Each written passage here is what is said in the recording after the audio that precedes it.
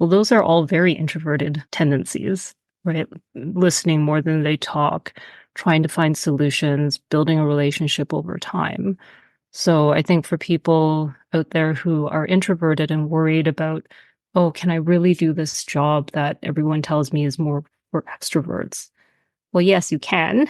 You just need to find your own way to do it in a way that can make you successful, not just doing what someone else is doing that may or may not make them successful.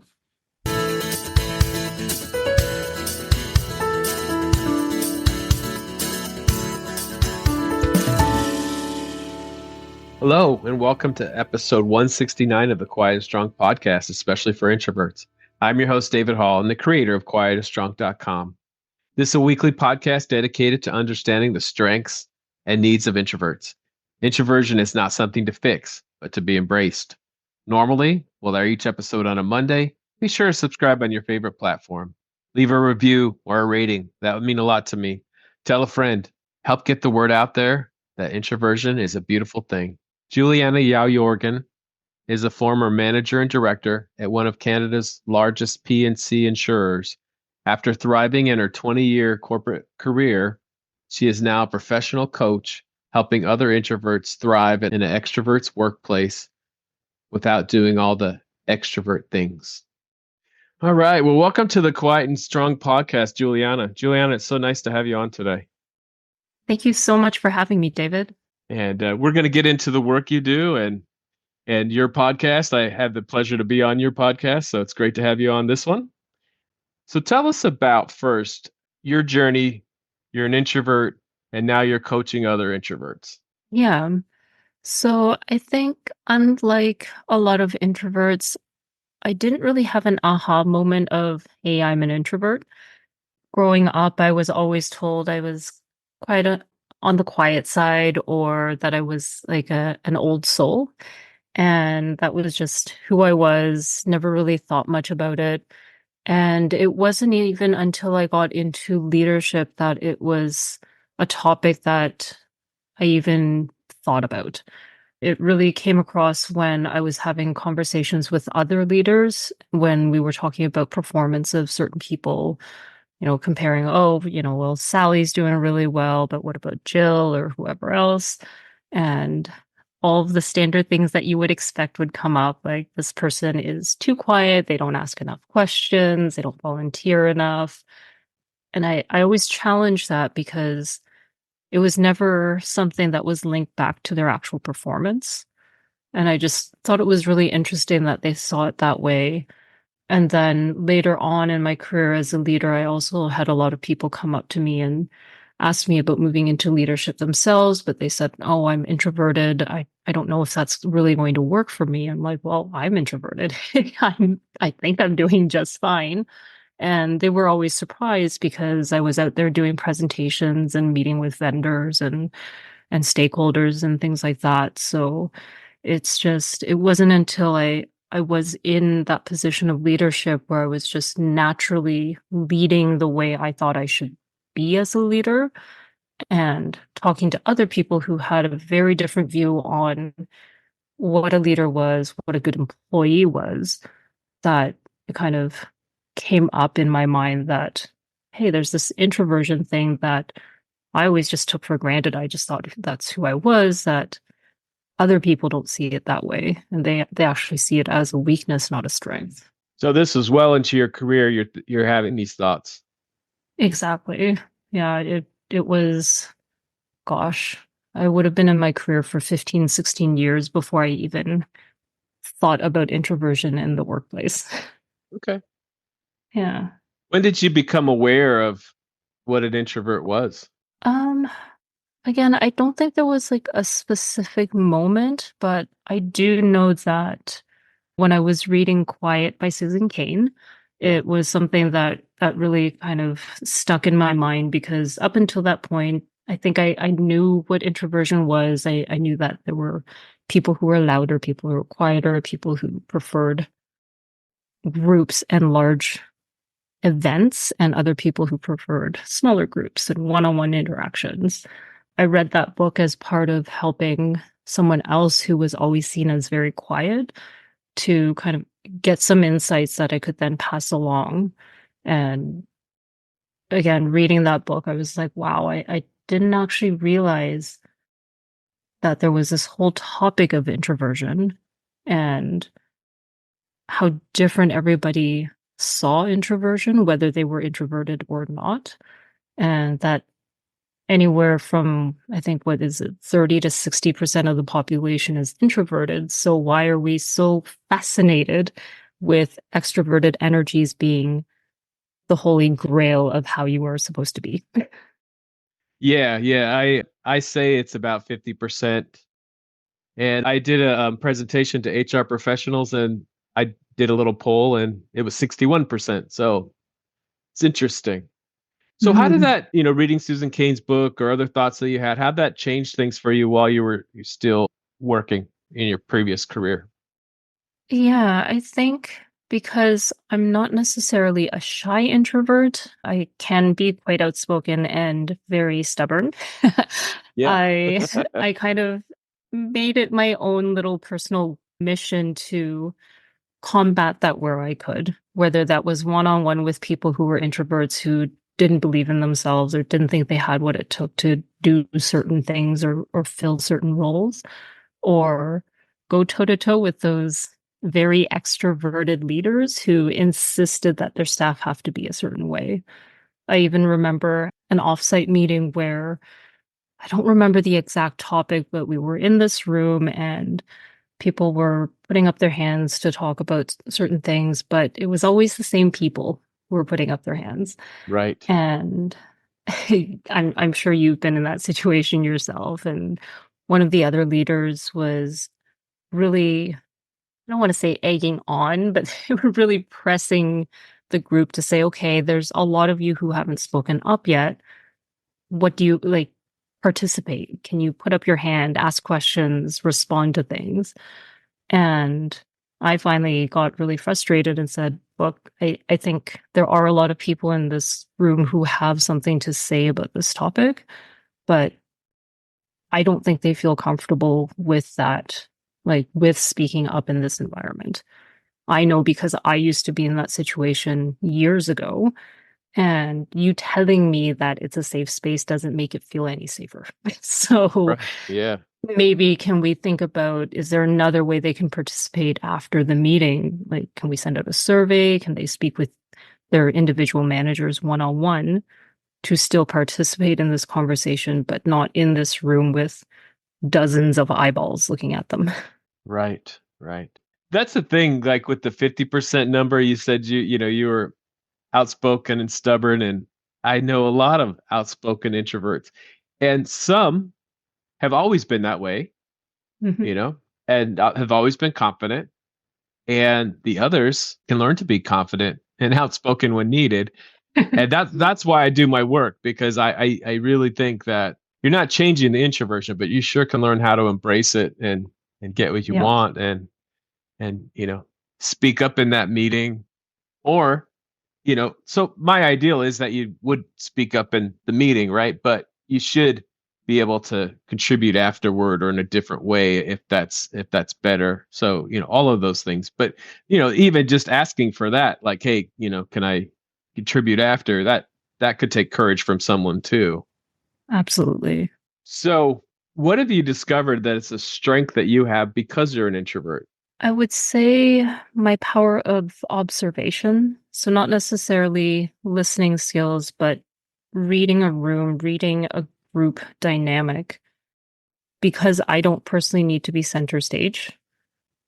I'm very comfortable with just sitting there and watching things happen and getting a read on, okay, what's the dynamic here? What's the underlying tone of what's happening that's not being said? And I find both in professional and personal life, it's a really powerful skill because obviously in the workplace, there are a lot of political situations that people tend to shy away from because they just don't know how to deal with it or they just don't want to because it's so icky sometimes. I can kind of sit back and observe the room and say, okay, kind of get what's going on here and who is in a position of influence, who is the real decision maker despite titles and who's delegated as the decision maker, and use that information to then inform how I can influence myself. So if there's certain people who are more influential and more comfortable with interrupting people, because as outspoken as I am, sometimes it's very difficult to hedge into a conversation. I can build a relationship with those people, share my thoughts with them, and let them be my voice. So long as we get to the end result, don't really care who gets the credit, but that's me. Others may deal with that differently. And in personal life as well, right? Looking at family dynamics, friend dynamics, just understanding what's happening in that situation, even if I'm not an active participant in that moment, is just so valuable. Yeah. Yeah, that's definitely an introvert strength that is very needed. It's very needed. So we talk about strengths and needs, and we'll definitely talk about some needs as we go through this show, and we also bust myths here. So what's a myth Oh, that you would like to bust about introverts? oh, yay. I would like to bust the myth that introverts are shy and antisocial. That is the one that irks me the absolute most because we simply aren't. I mean, I'm sure there are introverts who are also shy and or antisocial, but they're not one and the same. I think because we don't need to edge our way into a conversation all the time because we take a little bit more time to open up and feel like we can share ourselves to people. It often is misread as being either disinterested or not wanting to participate in a social interaction. But having done the work that I've done for the last about year or so, I've talked to so many introverts where that that connection is almost instant because we don't even bother with the small talk. There's not that 10-minute intro of talking about the weather and the traffic and whatever else. We get right into those meaty conversations, and it feels much more comfortable as well because we give each other space to gather our thoughts and really delve into those topics. Whereas depending on the extrovert that you're speaking with, it may not be the same situation. Or I've seen groups that are predominantly extroverted, and I don't even know if anybody's listening. They're just all kind of like, and I have something to add to that. Yeah. So I think calling introverts shy and antisocial is probably one of the best ways to get us very aggravated about who we are as individuals. Yeah, definitely. And I mean, again, half the population, or even maybe more, are introverts. Half the population is not shy. And the other thing is, extroverts can be shy Yes. too. So there are shy Yeah. extroverts. And I will say that sometimes if someone doesn't understand their introversion, that can make Mm. them shy. But Yes. understanding your introversion, if that's the case, that was the case for me. Not understanding that I thought first and then spoke, and versus Right. my extroverted colleagues that are speaking out loud most of the time. If you don't understand that, that could make you shy. But definitely Yes. it's not shyness, but if you are shy and you want to gain confidence, absolutely that you can do that. That's the great thing. Yeah, and that's such a great point that you make because I've met a lot of extroverts who are shockingly shy for the extroverted energy that they bring with them all the time. And Yeah. it's always like little things that it's like, oh, I didn't realize you were shy. Like I had one colleague who came to visit the office that I was in, and there just happened to be a leadership meeting for the local leaders. So I said, hey, why don't you come join us? And the thing I always did was sit with a different group of people in these meetings. So I didn't like to just sit with the people that I knew. And she felt so lost because she didn't know anybody in that office, didn't know who she could talk to. But this was a person who would burst into the office with her own team and just be this loud, vibrant, energetic person. But somehow putting her in a room with people she didn't know, that shyness that I didn't realize was there just overtook the entire situation. Yeah, yeah, and that definitely can be for extroverts too. And Hmm. I do think that the process for overcoming shyness often will be different for the extrovert than the Yes. introvert. It's going to be a different understanding. And I think it could be tougher to be a shy extrovert, but I think so. yeah. So tell us about the work that you're doing now. Yeah, so I'm a career and leadership coach. I do work with some extroverts, but primarily I focus on working with introverts because entering the coaching space, I found that there were so many voices, and obviously it's a whole matchmaking thing. So you've got to find the right coach for the right person and the challenges that they're having. And I found there wasn't really a lot of people talking about introversion, or if they were, it was about getting rid of their introversion, which was a little distasteful for me. So, because I know I've had a really strong career being an introvert and not having to do all the things that I'm supposed to do to be more extroverted to get there, and having coached others in the past as well to find their own way and not necessarily have to put up their hand at every single meeting for visibility or volunteer for every single thing that comes up just so that they're heard. I wanted to help other introverts out there gain that confidence and feel comfortable with doing things differently, but still getting to the same end result. Yeah, absolutely. So why tell us about the benefits of working with a coach, especially as an introvert. Yeah, so I think a lot of people know to work with a mentor, which is fantastic. Mentors are really critical in helping you get ahead because they're people whose careers you want to emulate or they've gone through the same challenges as you. Working with a coach is a little bit different though. It would be I like to use the analogy of working with another person in a sport versus working with a coach in a sport. So let's take soccer or football since I'm in Madrid. It would be like if you were a soccer player and you went to another soccer player and said, "Help me, what should I do?" And they give you their exact meal plan, their exact workout regimen, their exact wardrobe. And they say, "This is what I do. You should do all this because I've done it." Well, that may work if you're in the same starting point as they were and you have the same physiology and you have the same needs. But what if you don't? And that's where a coach comes in, where they come in, assess where your starting point is, what your goals are, what your individual needs are, and help you get there. So, for example, with me, a lot of my clients start off with a specific goal, and not that I change their goal for them, but they see the goal in a bit of a different light. And that leads them to realizing, oh, if I want that promotion, I don't have to do all the things everyone else is telling me to do that I've been doing and isn't working. Because of my situation, I can do these other things that are more effective that apply to my specific situation. Yeah, absolutely. So often extrovert advice may not work for introverts. Like I said, I think that overcoming shyness, if I'm going to help someone overcome shyness, I need to understand their introversion. That's an important part Mhm. of it. So why might not extrovert advice work for introverts in some cases?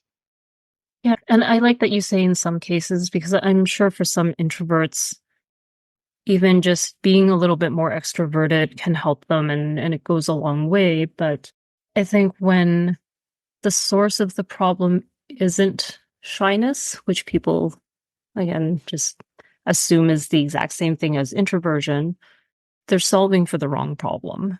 Or they're trying to solve every problem with the same toolkit, right? There's that saying, if all you have is a hammer, everything looks like a nail. So, Right, right. Yeah, love that. right. Yeah. So, so if the only things you have are you need to speak up more, you need to work on your presentation skills, you need to motivate people, all those extroverted things that are the standard.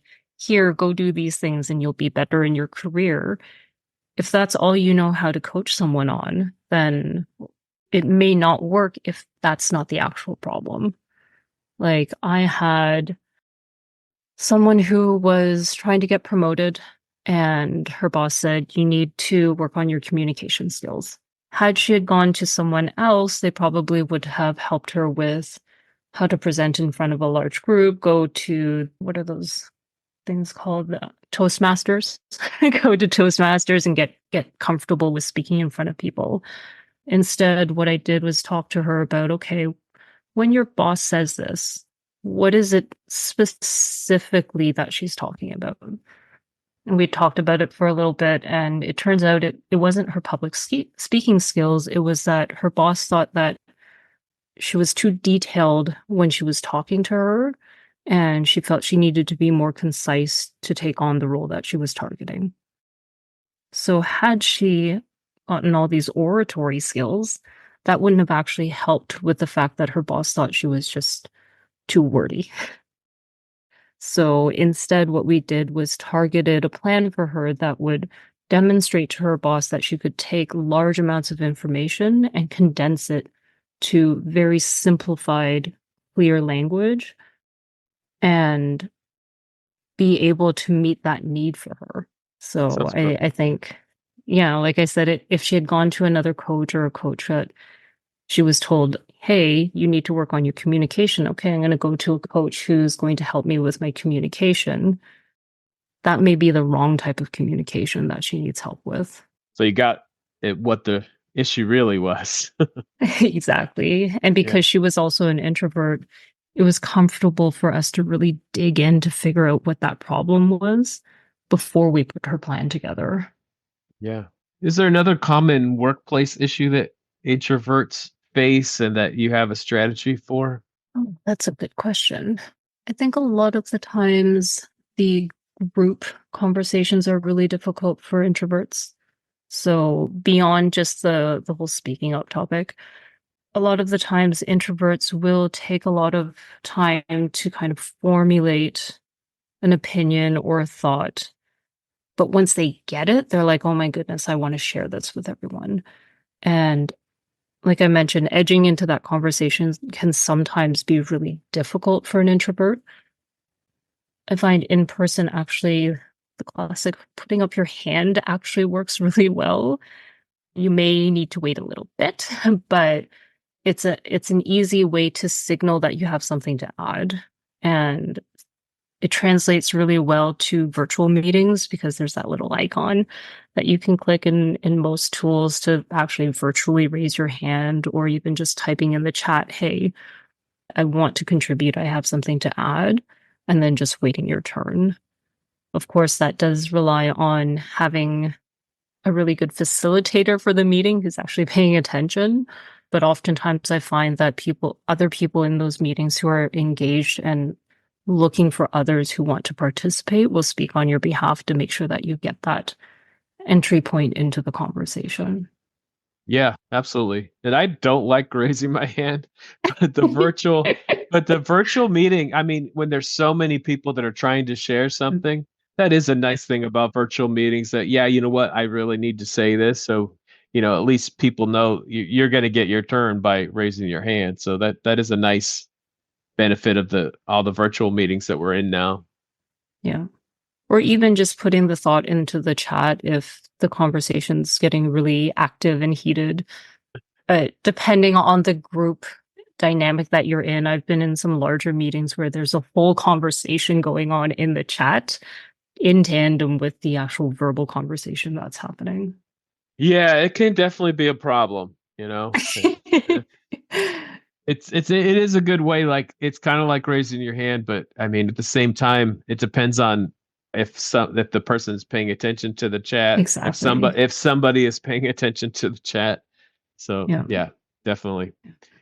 So you mentioned a strength that you had a little bit earlier. How do you help introverts discover their strengths? Yeah. So a lot of the times it's talking to them about their moments of pride.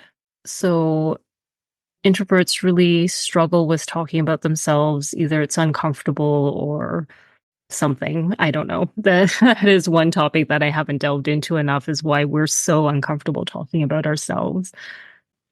But I find rather than talking about, hey, I'm so amazing and I did all these things, when I guide the conversation to what are you most proud of in your career, that can really draw us to why it was that they were proud. And it's because they were able to do something that no one else in that situation was.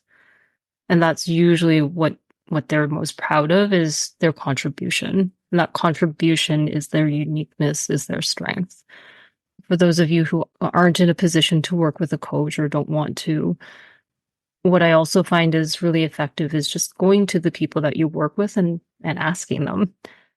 Doesn't have to be everyone, but I mean, your boss obviously should be able to give you something, hopefully. But even coworkers that you're close with, just asking them, hey, is there something I do that's different than everyone else? Is there a way that I do things that is different than how everyone else does it? And you'd really be surprised by what comes back. I did that myself at one point, and I always thought that when I was upset, that it really came across and that I was like yelling at people and getting really irate. And without actually asking about that particular trait of mine, they said, "Oh, you're always so calm. Even when I think you're really angry, you come off as very even keel and like you're not even bothered by this." I'm like, "What? How is that even possible?" Because internally, I'm like raging. So it's really interesting to actually get that real feedback from external on what your strengths are, because sometimes it's not what you think. Yeah, yeah. And I think both are important. So we should definitely get some feedback. And we have, I think a common thing that we have is a gift of reflection. So it's like what you were Hmm. describing. It's like think about, those accomplishments and that you have. And I've heard people say it's really good to track those, to keep a Yep. list of those, and you can remind yourself, but you could also reflect on them and discover your strengths.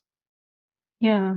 And that's actually something I haven't thought of before, is yes, we've often been told to keep that diary or log of all of our accomplishments for year-end reviews and whatever else for our resumes.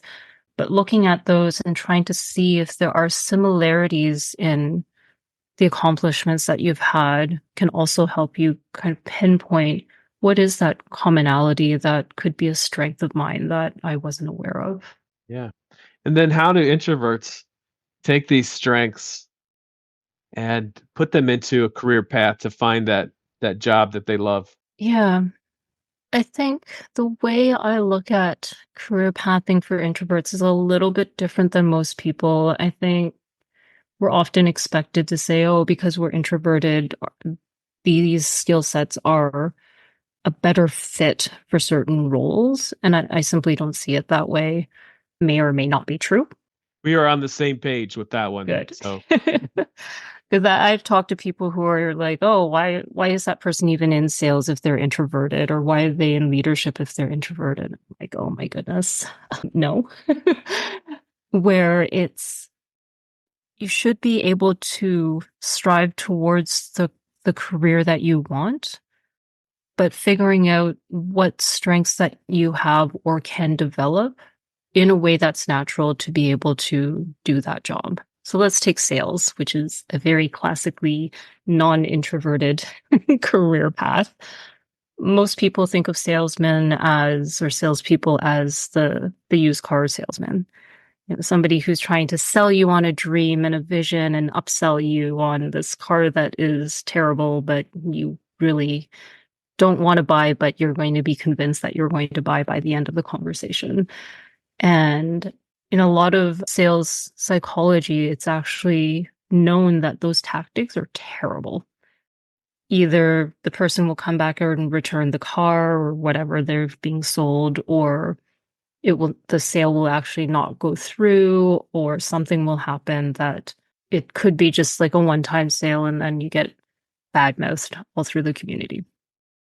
Whereas most of the sales psychology that talks about what a strong salesperson is, it's somebody who builds a strong relationship, really understands the needs of the person they're selling to, and is able to meet those needs. Well, those are all very introverted tendencies, right? Listening more than they talk, trying to find solutions, building a relationship over time. So I think for people out there who are introverted and worried about, oh, can I really do this job that everyone tells me is more for extroverts? Well, yes, you can.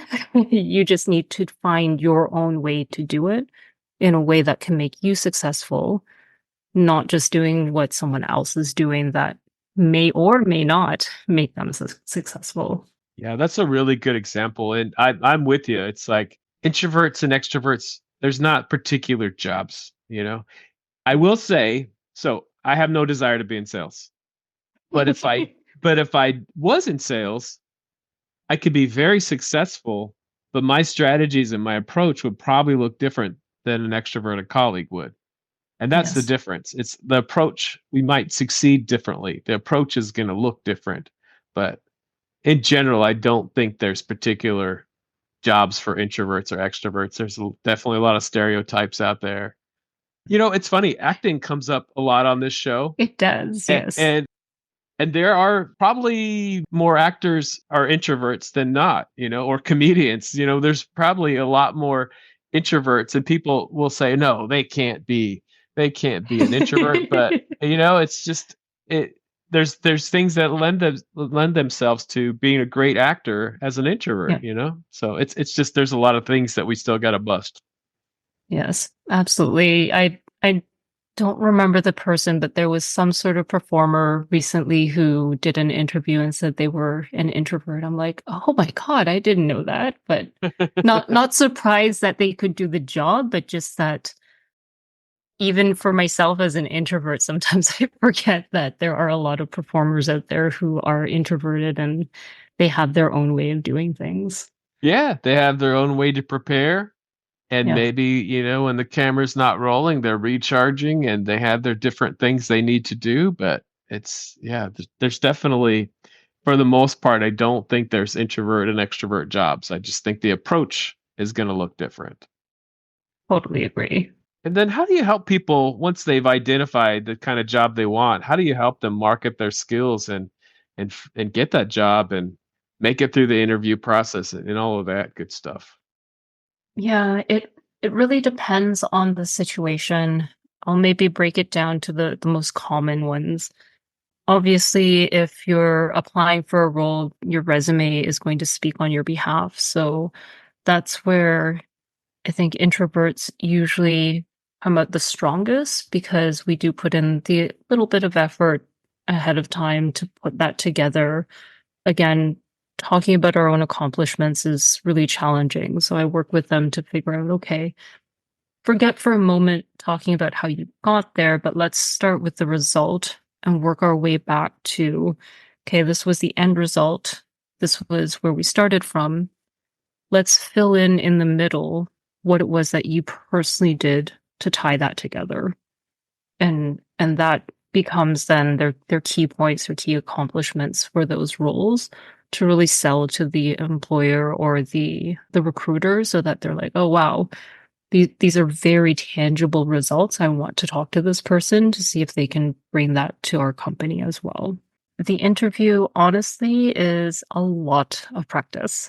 So, whether it's podcasting, as you know, or interviewing, it all has to do with practicing those stories that you want to tell about who you are, your accomplishments, what you do, how you do it. I don't know if you're familiar with it. I think you may be the STAR format of situation or task, action, and result that I like to use. It's the same one I use for resumes, where it gives introverts a little bit of a structure to how they're talking about themselves to say, the situation was that we had a project that was behind schedule and we still had to deliver on time. There was no option for us to extend the deadline. The action I personally took was looked at all of the work that was required, assessed that there was actually a lot of work that we were agreeing to that wasn't necessary for us to deliver on the project. Got agreement that we would do those things afterwards and not impact the delivery. And the result is that we delivered on time, and then we spent an extra 3 weeks finishing those other tasks that we collectively agreed were not critical. Very concise, very easy to understand that it's a specific contribution that you made, because that's really what the employer wants to know. They don't want to know that, oh, we as a collective did all these things, because they're not hiring your team. They're hiring you. So that I find is really good for introverts, because they can be very focused on actions and results rather than talking about themselves. Yeah, I think you bring up a really good point because the struggle of introversion is often that we think about things. We need to think about Mhm. things. In the moment, we might get caught off guard and not be able to think about what we want to say. And so when you're talking about stories like that, that's what that's what's going to be so helpful, is to really gather your stories. And so when you're in the moment and they ask a question, you do have a story to go with it, and to just do your very best to prepare. You're not going to be able to prepare for any question because who knows what they're going to throw at you. But gather some really good stories about yourself, and going back to the accomplishments, so that you're ready for those, and you're not caught off guard. And just as much as possible, be ready to share those. If you need just a second to think, say so, and just, Yeah. be comfortable with that, to gather your thoughts, that kind of thing. So, yeah, gathering our stories, because we do think about things. Yeah. It's in our biology. We're wired to think deeply, and it's a good thing. A lot of strengths come from it, but it can really get us hung up in a situation like a job interview if we haven't thought about some things ahead of time. So, do our best to think about stories that we might share that might be relevant, just like the one you just shared, and have those ready to share in those interview situations. Yeah. I mean, similar to our conversation today, obviously I've thought a lot about the things that I want to talk about or the things that might come up. And, once in a while you'll get a curveball, and that just makes the conversation, the interview authentic. But at the end, you still have all these stories that you can just pull from and hopefully match up with the conversation as it's coming into fruition. Yeah, so let's talk about that. Let's talk about your Daring to Succeed podcast, because that's Mm, also very.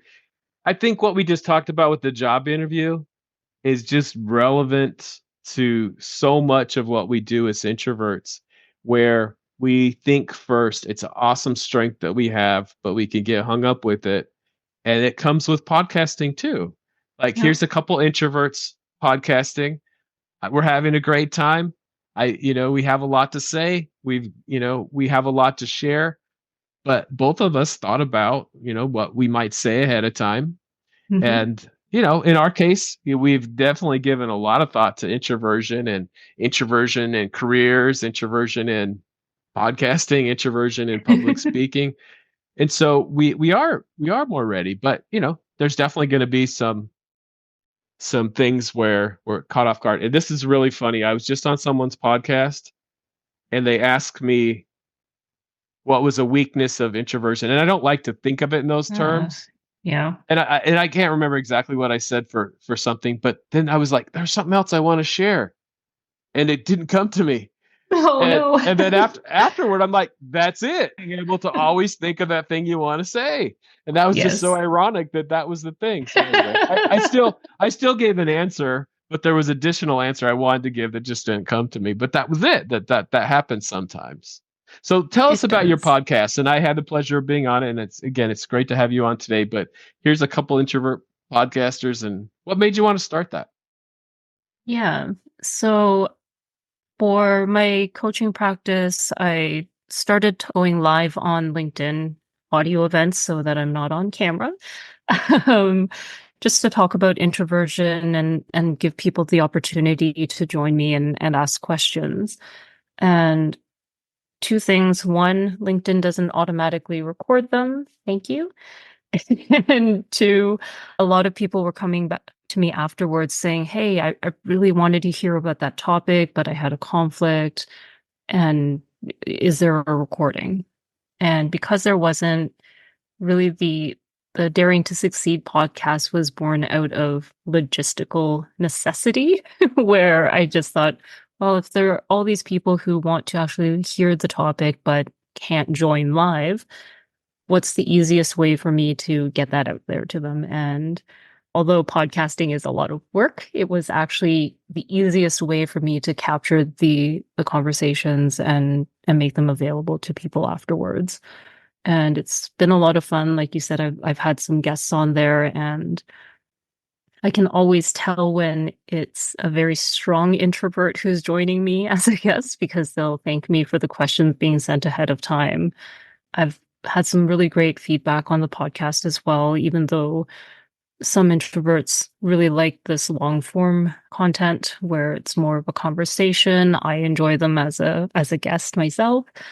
My podcast episodes are typically, if they're just me, about 5 to 7 minutes long. So it's hyper prepared. I've drafted a script that keeps me very focused, make sure that I get to the points that I really want to have out there.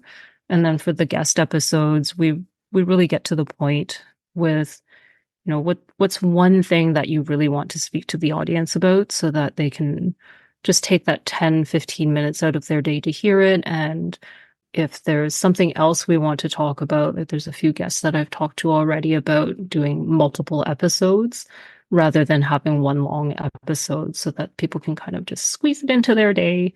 And there's not all those advertisements and promos and all that stuff smashed in there because I've listened to some podcasts where it's like, okay, I'm just going to hit fast forward for 5 minutes until this actual podcast starts. Yeah. What topics do you cover? It really depends on the guest. I like to bring on guests who speak about different parts of introversion than I normally would. I'm just trying to think. There's one coming up about confidence that's going to be really interesting. A lot of the times it's just other people who are talking about introversion or other coaches that I've networked with that I think will be really interesting for the audience. And yeah, we chat. Yeah, it's a great podcast. So Thank you. we've talked about a lot of things today, Juliana. Is there anything else that Mhm. we haven't talked about that you would like to? No, you've been an amazing interviewer. Thank you. So I think we covered a lot of ground already. Okay. And I love the title of your podcast, Daring to Succeed. So definitely everybody check that out. And where can people find out more about the work that you're doing? Yeah, so I'm primarily on LinkedIn for my social media, and my website is jyycoaching.com. And David, I'll make sure you've got links to all those for your listeners. I will put that in the show notes. Thanks again, Juliana. This has been a great conversation. Thanks so much for having me, David. Thank you so much for joining me today. I look forward to further connecting with you. Reach out at david@quietandstrong.com or check out the quietandstrong.com website, which includes blog posts and links to social media channels. Send me topics or guests you would like to see on the show. If you're interested in getting to know yourself better, there's now a free Type Finder personality assessment on the Quiet and Strong website. This free assessment will give you a brief report, including the 4-letter Myers-Briggs code, and you can also have the option of purchasing the full report if you'd like to learn more. I'll add a link to the show notes. So many great things about being an introvert, and we need those to be understood. Get to know your introverted strengths and needs and be strong.